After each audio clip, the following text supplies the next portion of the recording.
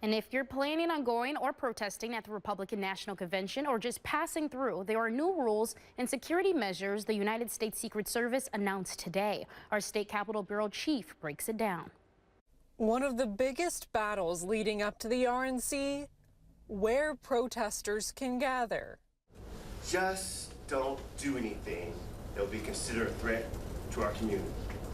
It will not be tolerated.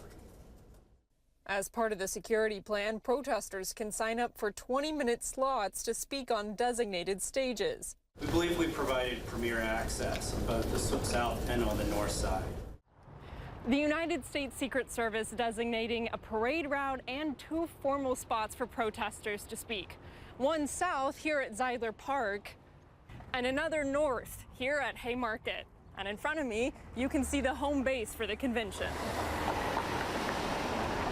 I would challenge anyone to find a place closer to there. Some protesters would gladly take up that challenge. It's completely insulting for them to offer either of those parks. Coalition to March spokesperson Omar Flores says both spots are not close enough to the action of the RNC. I'm sorry, Haymarket Square is not within sight and sound of the RNC unless you have a really loud voice. The coalition, represented by the ACLU, is in ongoing litigation with the city, arguing the city is violating protesters' First Amendment rights to free speech. So we're going to be on the streets no matter what, whether we're permitted to do it or not. The new maps also designate a hard security perimeter where only ticketed credentialed people will be allowed inside this orange zone during the convention. We have adjusted our march to stay outside of the credentialed zone.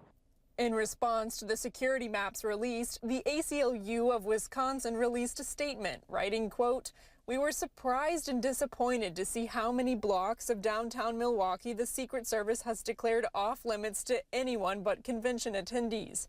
And we will proceed with our case in federal court in Milwaukee." Reporting from Milwaukee, Vanessa Kelson. And we're less than 1 week from the first presidential debate. It could be a make-or-break moment for both President Joe Biden and former President Donald Trump. Biden's sessions are expected to evolve from informal discussions about topics, questions, and potential responses to more formal 90-minute mock debates. Looking for Biden to give the same performance he did in the previous debates, but also to do what he did in the State of the Union, which is to surprise expectations. Meanwhile, former President Donald Trump's aides insist he will rely more on interviews and rallies to hone his approach, but he is leaning on help from some of his top contenders for vice president, including Senators J.D. Vance of Ohio and Marco Rubio of Florida, as well as policy experts and outside allies to help brief him. I think the former president needs to practice with his team, particularly on how he may respond to some difficult questions, maybe about January 6th, maybe questions about some of the legal issues that he currently faces. In recent weeks, Trump has participated in roughly a dozen of these private meetings his team refers to as policy discussions. The first debate is scheduled next Thursday at 8 p.m. And WMTV 15 News is your home for the most accurate election coverage in Wisconsin. So stick with us as we bring you coverage from the presidential debates, the RNC, and the DNC, which will lead us to the general election in November.